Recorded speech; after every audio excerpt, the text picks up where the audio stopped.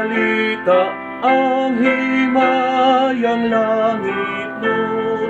Ang pagdaitog ang gugma, ipahayag na sa Diyos. Magawit ang kayutaan, tuyog man ang kalangitan, himantala ang lubos, nataw ang malulubos.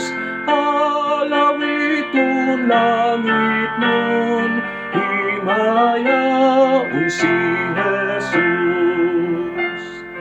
Ginasimba na sa langit ang Ginoo nga dayon, ning anhi dinhi sa yuta sa kahimtang nga kabus. Sa unod nagatakuban, ang Diyos nagapakatawo, dakong kahibulungan, si Jesus ang Emmanuel.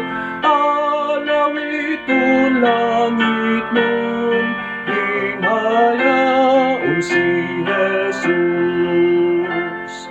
Hari siya sa pakigdait, ug sa katarungan man, kinabuhi ug kahayag, si Jesus ang atanan.